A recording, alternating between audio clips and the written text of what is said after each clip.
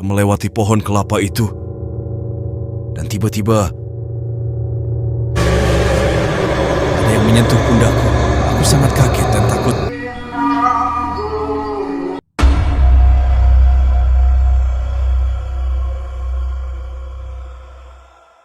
Waktu aku masih bocil, aku tuh nakal banget. Selalu saja dimarahin ibuku. Jadinya aku nggak betah di rumah. Aku sering dapat nilai buruk. Tetapi teman-temanku selalu menyemangatiku. Pas pulang sekolah, saat melewati pohon kelapa depan rumah, entah kenapa, aku selalu merasa merinding. Padahal sinar terik matahari masih panas. Konon katanya, ada penunggunya, ujar tetanggaku. Tetapi aku tidak percaya. Di bawah pohon kelapa itu ada kursi kayu yang sudah tua. Dan saat aku perhatikan, aku baru sadar.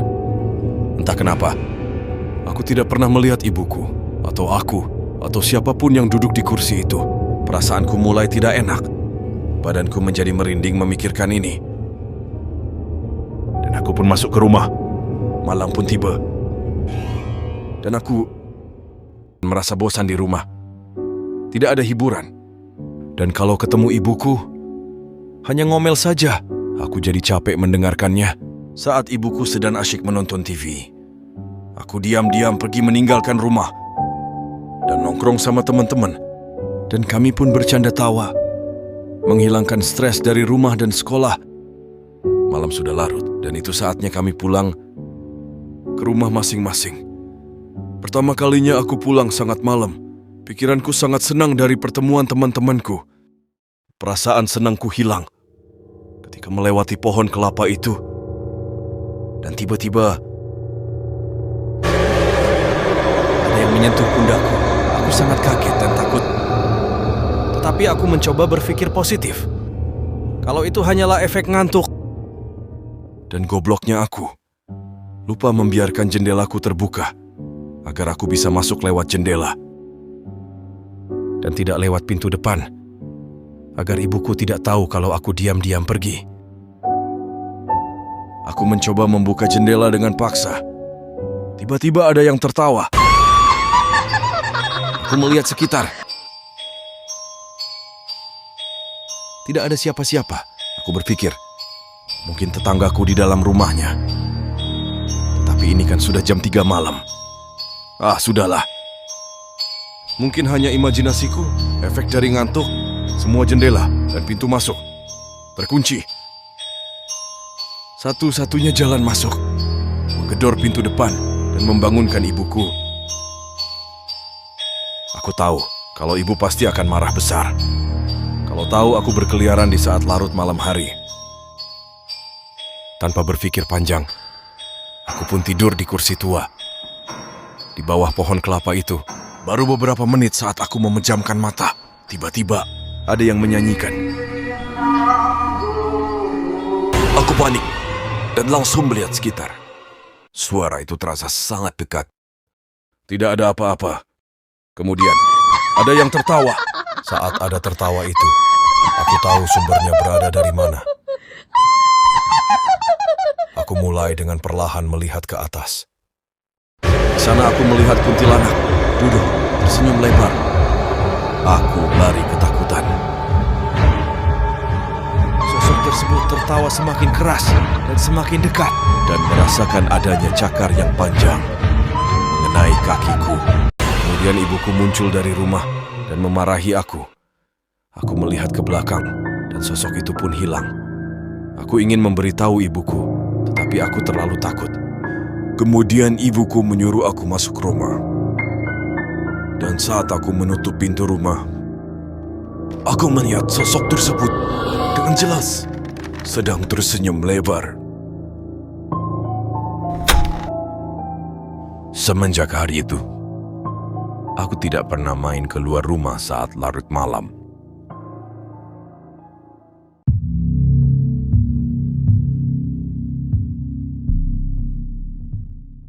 Namaku Banu. Aku adalah tukang supir di desaku. Pekerjaanku mengangkut barang, orang, dan apapun dari desaku ke desa sebelah dan kota ke desa. Pada suatu malam, Aku sedang asik mendengarkan lagu favoritku. Tiba-tiba ada yang mengetuk pintu. Padahal ini sudah larut malam. Aku menunggu ketukan itu lagi, memastikan. Aku kaget, ternyata hanya tetanggaku. Dia datang memberitahu kalau kepala desa sebelah meninggal dunia saat menginap di desa kami. Saat mereka mengangkut kepala desa, ada yang aneh. Kepala desa seakan mengintip. Mungkin aku salah lihat. Karena kepala desa sudah meninggal, harusnya tidak mungkin. Dikarenakan mereka ada urusan penting. Mau tidak mau, aku harus pergi mengantar jenazah kepala desa sendirian. Di tengah perjalanan yang sunyi, tiba-tiba ada yang mengetuk jendela mobil. Aku menoleh ke jendela dan tidak melihat apa-apa. Saat aku melihat ke depan, agak pocong. Aku langsung membelokkan setirku dan hampir menabrak pohon. Aku terdiam dan berpikir, apakah itu tadi beneran pocong atau bukan? Bagaimana kalau itu orang? Bagaimana kalau aku salah lihat? Daripada aku kena masalah dan jadi omongan orang desa, aku pun turun dan mengecek sekitar. Siapa tahu orang tadi terluka dan butuh tumpangan. Setelah aku melihat sekitar tidak ada apa-apa. Namun, ada suara kerasak-kerusuk di dalam mobil. Saat aku menoleh, tidak ada apa-apa. Mungkin hanya firasatku saja. Kemudian aku kembali ke mobil.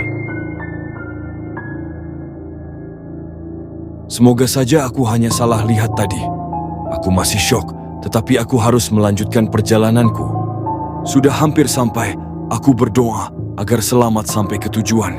Tiba-tiba, aku mendengar suara nafas dari belakang.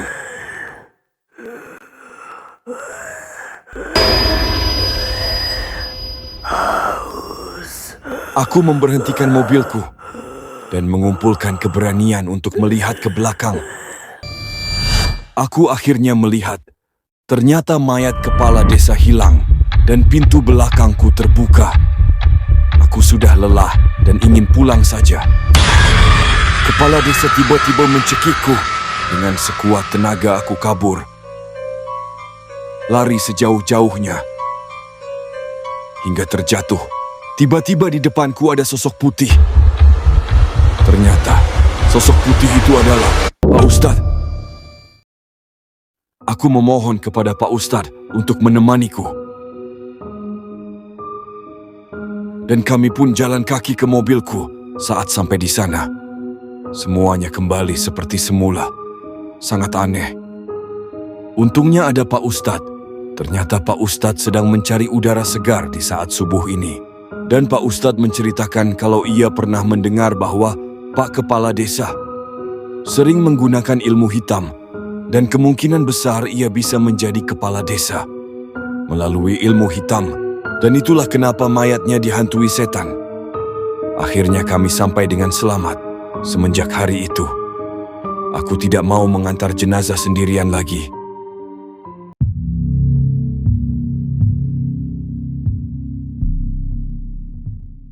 Saat aku masih kecil, aku pernah menginap di rumah sepupuku.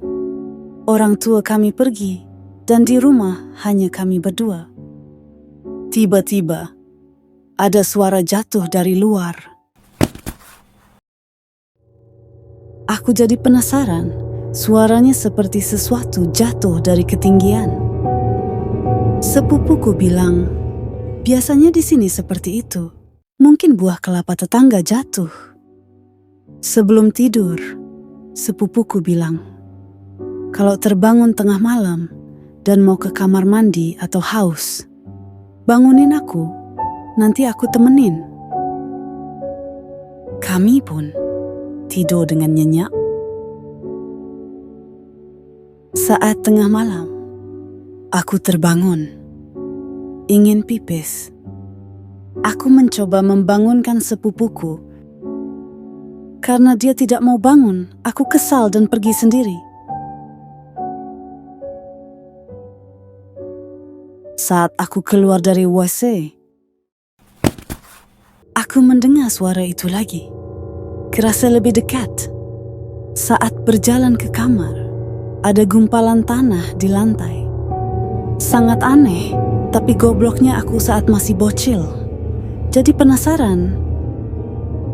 Kemudian aku mengikuti jalur tanah itu. Hingga sampai di ruang tamu, ada sesuatu hitam. Seperti gumpalan rambut. Tidak terlalu jelas, karena gelap. Aku mencoba menyalakan lampu, tetapi aku terlalu pendek. Aku kaget dan tidak dapat bergerak, tidak dapat teriak. Dia kerasa semakin dekat, semakin besar dan membesar.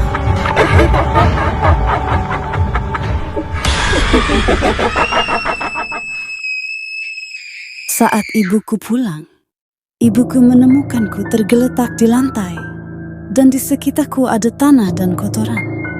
Persis seperti yang aku temui kemarin malam. Ibuku memarahi sepupuku.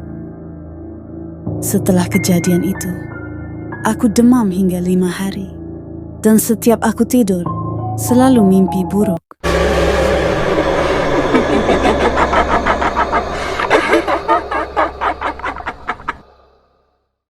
Saat di depan masjid, aku melihat seseorang sedang sembayang.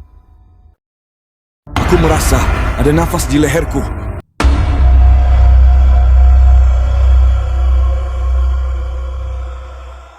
Setiap sebelum subuh, aku dan bapakku selalu pergi ke masjid dan sholat berjamaah. Suatu malam, saat sebelum berangkat ke masjid, bapakku jatuh sakit dan tidak dapat pergi bersamaku ke masjid. Akhirnya, aku disuruh pergi sendiri. Saat di depan masjid, aku melihat seseorang sedang sembayang. Tapi kenapa lampunya tidak dinyalakan? Aku merasa sedikit aneh, karena biasanya aku dan bapakku yang datang duluan ke masjid. Saat aku masuk ke masjid, orang tadi hilang tanpa jejak. Aku melihat sekitar, tidak ada seorang pun ada. Sangat aneh. Aku kaget, ternyata hanya Pak Mukhlis. Saat aku cerita, Pak Mukhlis tidak percaya sama aku. Kemudian kami sholat seperti biasa. Keesokan harinya, bapakku masih sakit. Jadi aku pergi sendirian lagi. Melihat sosok itu lagi. Tapi kali ini, sosok itu sholat sangat cepat. Entah kenapa itu membuatku sangat takut. Sebagai bukti, aku merekam dengan HP-ku.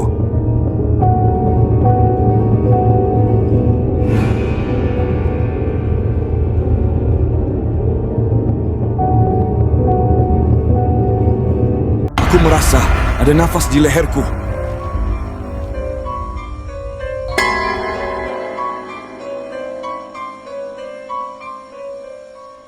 Tidak ada apa-apa.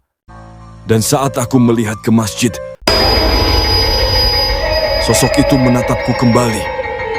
Itu bukan manusia. Itu pasti bukan manusia. Tiba-tiba,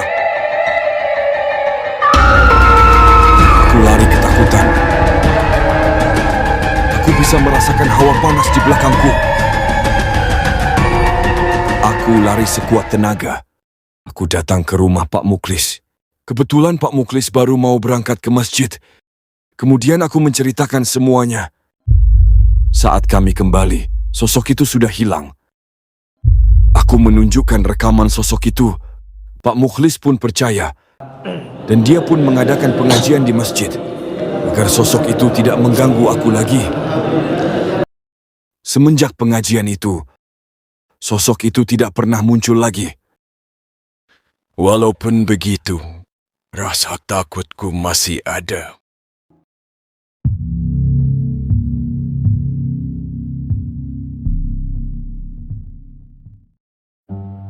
Namaku Riris. Pada suatu malam, ibuku sedang memasak, dan kami mengobrol seperti biasa.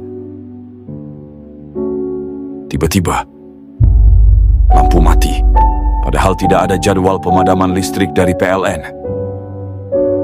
Ibuku menyuruhku melihat lampu tetangga. Siapa tahu listrik kita hanya turun.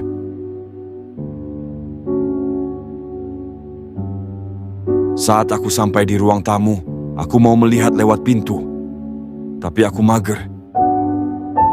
Jadi aku melihat lewat jendela saja. Entah kenapa, aku memiliki firasat buruk. Aku kaget hingga terjatuh. Dia menggenggam golok. Dengan senyum mengerikannya, ia menyuruhku untuk diam. Aku panik dan tidak bisa mengeluarkan suara. Dia mencoba paksa membuka jendela. Sambil tersenyum lebar, seperti orang gila. Akhirnya, aku memaksakan diriku untuk berteriak. Ibuku datang dan kaget melihat kejadian ini. Ibuku mengancam dia. Tetapi dia tidak takut sama ibuku. Dia tetap ingin menerobos masuk lewat jendela. Ibuku juga takut, tapi melihatku panik. Ibuku tidak tega dan mengancam menelpon adiknya yang polisi. Malingnya pun kaget dan kabur dengan rekannya. Padahal ibuku tidak punya saudara polisi. Untungnya malingnya percaya. Beberapa hari kemudian, maling tersebut masuk berita dan ia ditembak oleh polisi.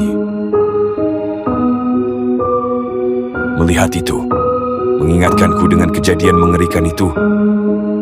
Untungnya aku melihat lewat jendela. Kalau lewat pintu, mungkin aku tidak bisa cerita di sini. Karena menurutku, manusia lebih mengerikan dari hantu.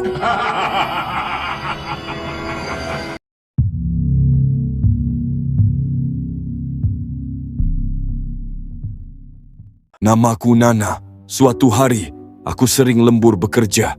Seringkali aku merasa lelah setelah lembur. Hingga larut malam. Saat itu aku tinggal sendirian di rumah.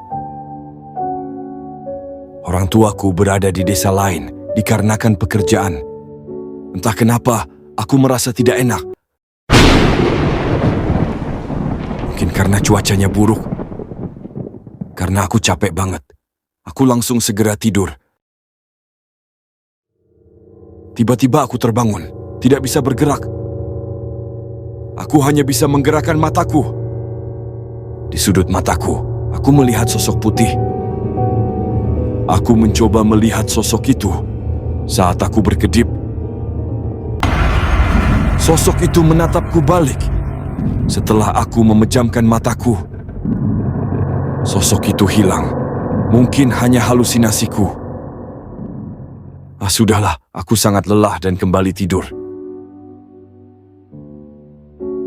Keesokan harinya aku lembur lagi.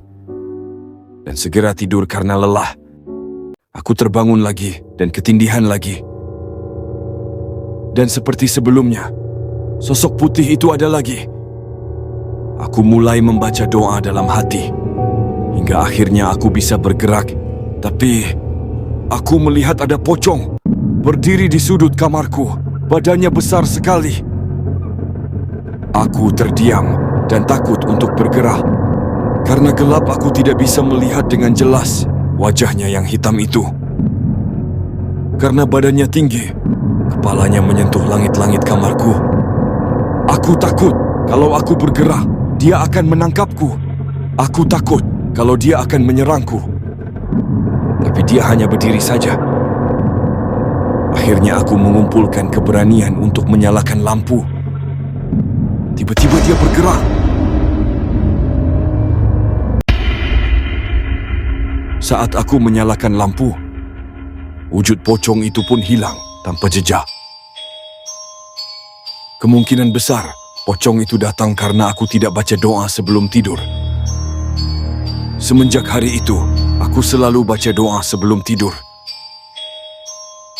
Dan sosok pocong itu tidak pernah menggangguku lagi. Tetapi, aku melihat kakinya dari bawah meja. Dia berdiri menghadap aku.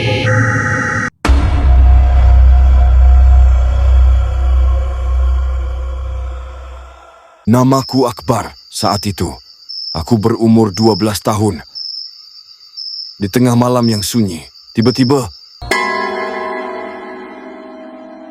aku kebelet boker, beol, buang air besar. Kemudian aku buru-buru ke toilet. Akhirnya lega setelah mengeluarkannya. Saat di jalan menuju kamar, aku merasa tidak enak. Tiba-tiba ada yang memanggil namaku. Akbar. Seharusnya semuanya sudah tidur. Saat aku melihat ke belakang, aku melihatnya. Sosok hitam tinggi yang sedang menatap aku.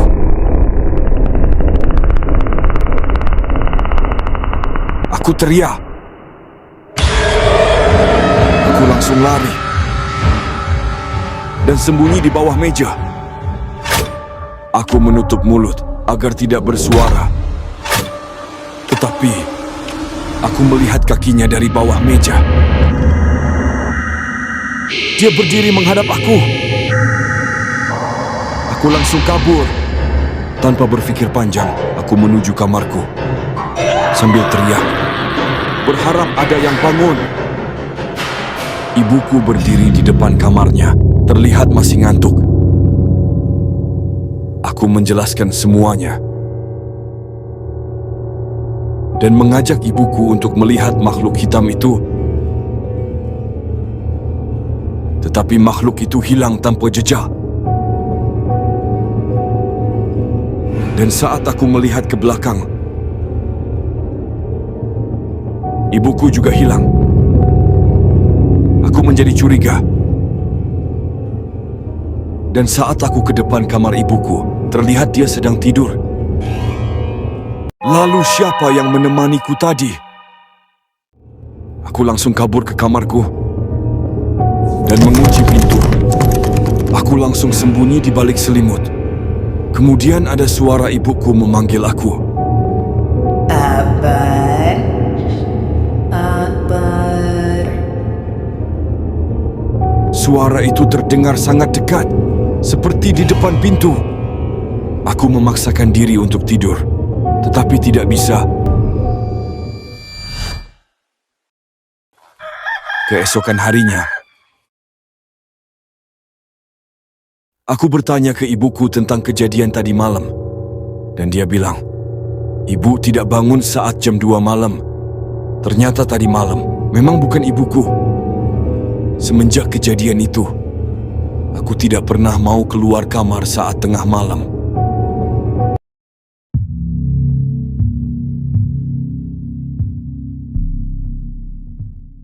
Namaku Farhan. Pada suatu malam, aku sedang asik bermain game di HP-ku. Tiba-tiba, aku sangat ingin makan martabak. Kemudian aku titip ibuku martabak karena dia sedang di jalan pulang. Aku pun lanjut bermain game. Beberapa menit pun berlalu dan hampir jam 10. Aku pun memutuskan untuk menunggu di depan rumah. Entah kenapa, pohon mangga di depan rumahku memberiku firasat buruk. Aku merasa sedikit merinding. Tetapi aku tetap menantikan martabakku. Tiba-tiba aku merasa ada yang mengawasiku.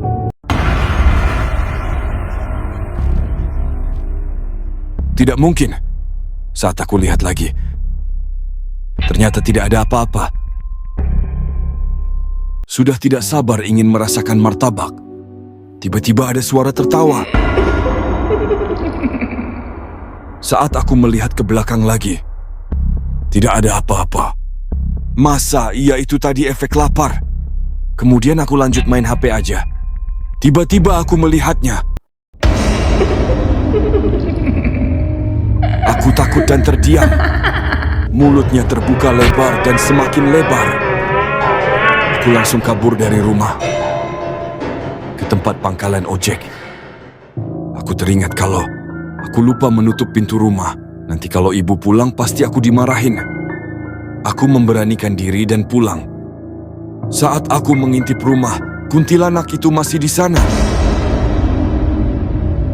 Saat aku mau kabur lagi, akhirnya ibuku dan nenekku pulang. Aku menceritakan semuanya. Dan kami pun jalan ke pohon itu. Kuntilanak itu sudah tidak ada. Ibuku cerita kalau ia sering diganggu dan ibu sudah terbiasa. Tiba-tiba kami semua mencium bau bangkai dan itu saatnya masuk ke dalam rumah. Semenjak malam itu, aku tidak berani sendirian di dekat pohon itu saat malam.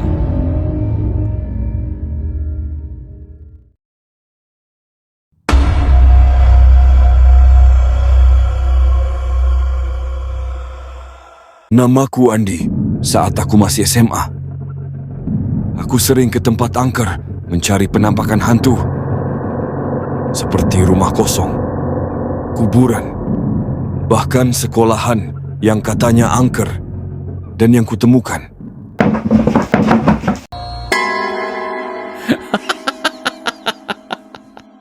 hanya tempat kotor yang banyak debu. Dan akhirnya aku capek, sehingga aku tidak percaya sama yang namanya hantu. 5 tahun kemudian, pada suatu malam, saat aku pulang kerja di stasiun yang biasanya ramai, saat itu menjadi sepi dikarenakan cuaca yang sangat buruk. Aku melihat sekitar, tidak ada seorang pun selain aku di stasiun ini. Saat keretaku datang, aku melihat seorang wanita yang sangat aneh. Kepalanya miring, seperti patah. Padahal sebelumnya aku sudah melihat sekitar. Tidak ada orang selain aku di sini. Kereta pun berhenti. Tidak ada tanda-tanda wanita aneh tadi.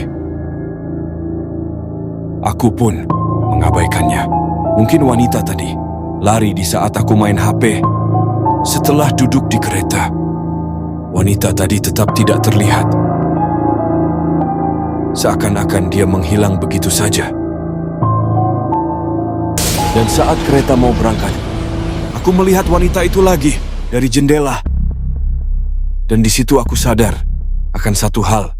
Wanita itu melambaikan tangannya dengan sangat cepat dan mengambang, tidak ada kakinya.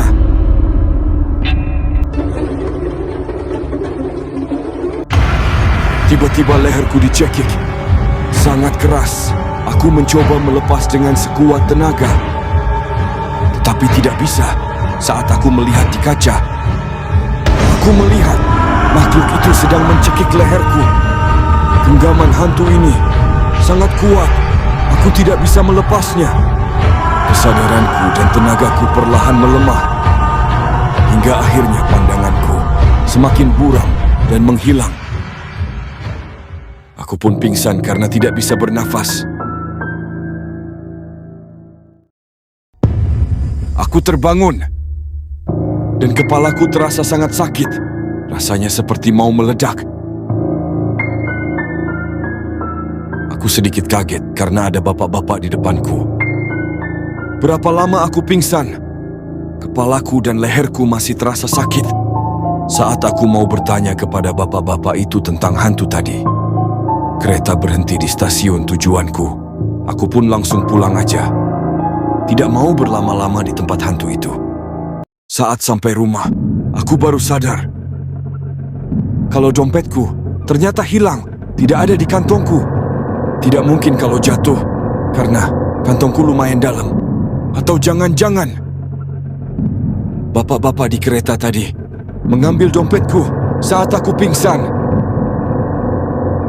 Aku yakin, karena ngapain dia duduk tepat di depanku, padahal kursi lain pada kosong. Tidak ada orang selain kita berdua. Aku akan laporkan ini ke pihak kereta api. Mereka kan punya CCTV. Dan saat aku berkaca, ternyata ada bekas di leherku. Sangat mengerikan. Seperti cakar. Dan keesokan harinya, aku pun sakit demam hingga 3 hari. Hari itu adalah hari tersialku. 3 hari kemudian, aku pun lapor ke pihak stasiun kereta. Dan mereka langsung bergegas mengurus kasus kemalinganku. Bapak itu pun tertangkap dan dihukum di penjara. Dan yang terpenting, barangku yang dicuri telah dikembalikan. Kasus itu pun masuk berita di TV. Ternyata bapak itu mencuri lagi. Jadi korbannya bukan hanya aku.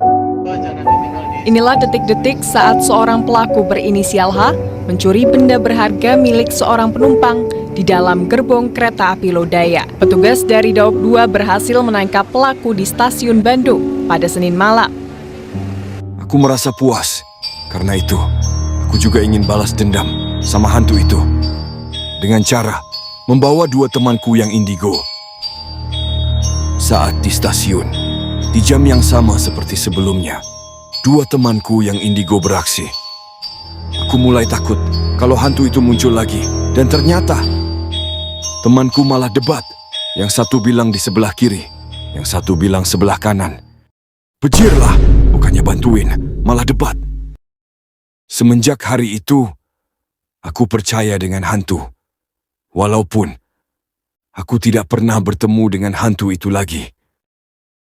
Dan aku tidak percaya dengan orang indigo, karena mereka sama sekali tidak membantu.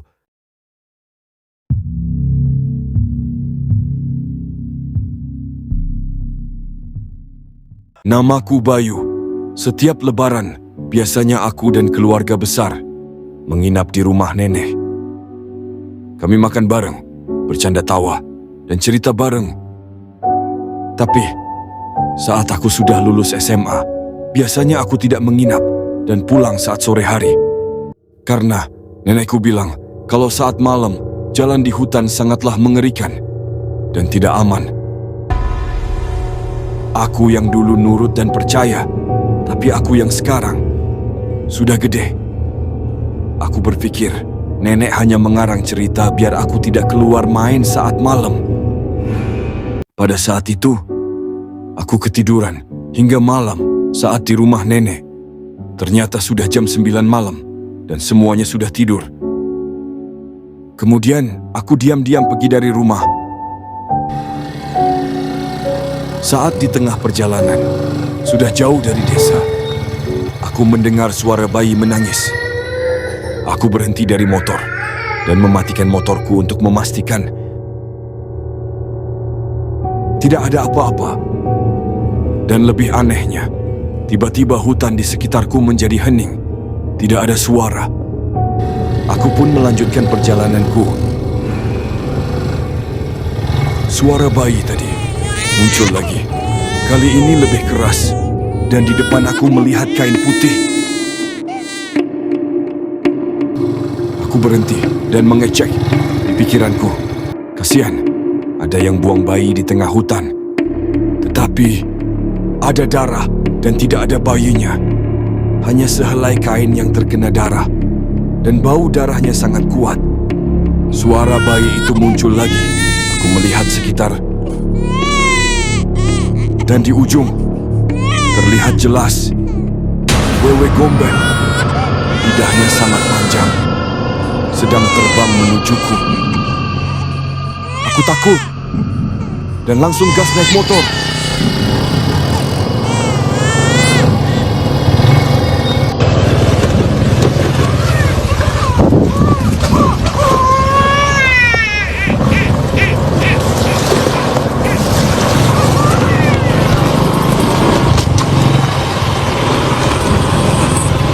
Akhirnya sampai di kota. Untungnya, aku selamat. Jantungku masih dak-dik-duk. Aku baru tahu kalau Wewe Gombel bisa bersuara seperti bayi. Keesokan harinya, aku demam parah. Dan semenjak hari itu, aku tidak mau pulang dari rumah nenek saat larut malam.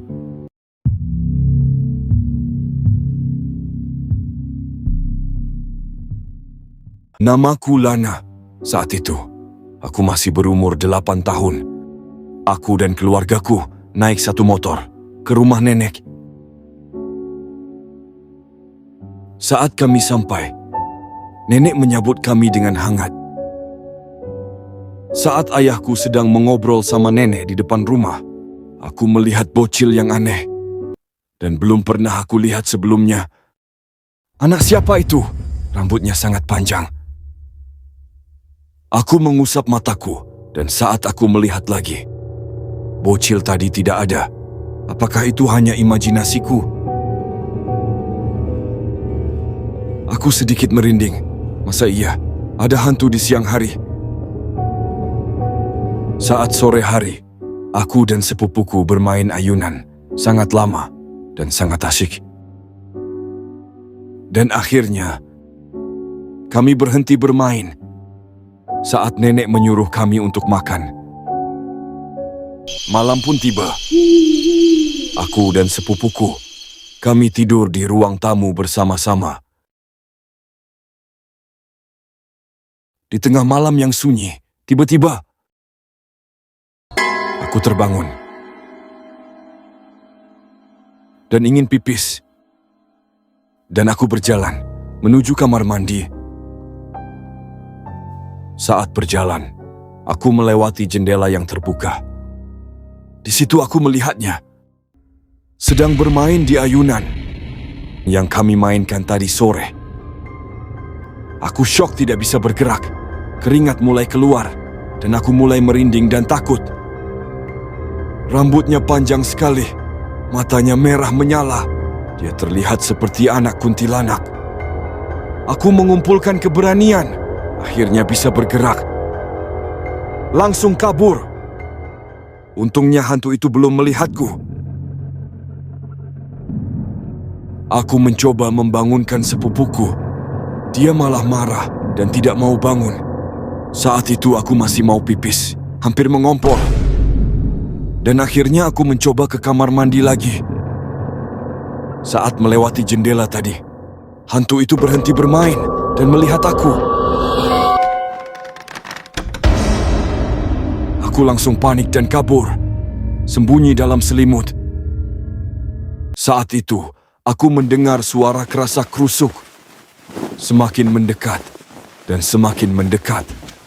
Apakah itu hantu tadi? Aku tidak berani melihat keluar selimut. Setelah itu, untungnya bapakku bangun. Aku mendengar dia buka pintu. Aku langsung lari ke kamar mandi. Dan akhirnya bisa pipis. Ternyata sudah subuh. Dan saat aku melihat ke ayunan itu, Kunti Bogel tadi sudah tidak ada. Semenjak hari itu, aku tidak mau tidur di ruang tamu lagi sama sepupuku.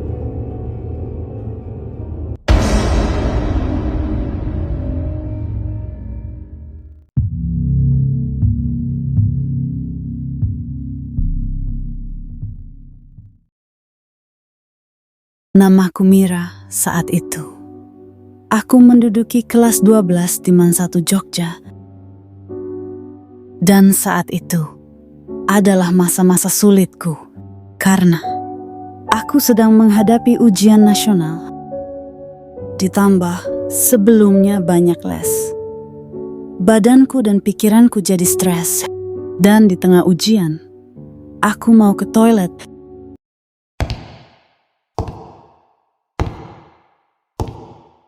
Saat jalan ke toilet, rasanya seperti tidak ada orang di sekolah. Aku teringat, WC sekolah kami yang satu ini angker, tapi aku sudah kebelet. Sebelum aku masuk ke WC,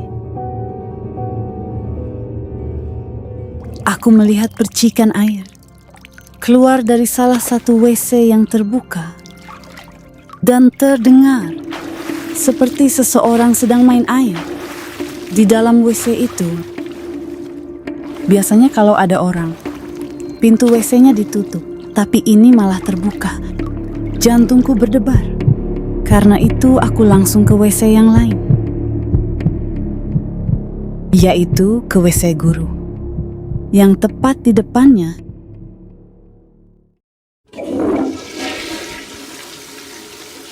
Setelah dari WC, pikiranku masih kacau dari ujian nasional. Dan aku merasa jilbabku berantakan, jadi aku berkaca dulu di dekat WC. Kaca itu berada di depan WC yang angker, dan dari refleksi kaca itu, ada yang mengintip. Kemudian aku berjalan cepat. Aku takut jika aku teriak. Aku membuat hantu itu marah. Saat sampai di kelas, jantungku masih berdebar dengan keras. Saat aku melihat ke depan kelas, sosok itu berdiri di depan kelas. Setelah itu, aku tidak ingat apa yang terjadi.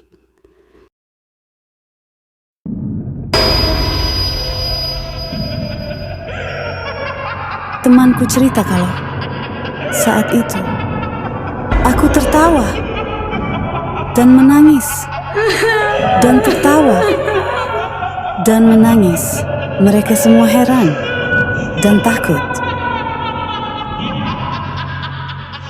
Hingga pengawas pun memanggil guru agama yang bisa ngerukiah. Dan aku pun dirukiah. Dan akhirnya, aku disuruh pulang duluan dan harus mengikuti ujian susulan. Keesokan harinya, guru-guru pun bilang kalau mau masuk WC itu harus baca doa dulu.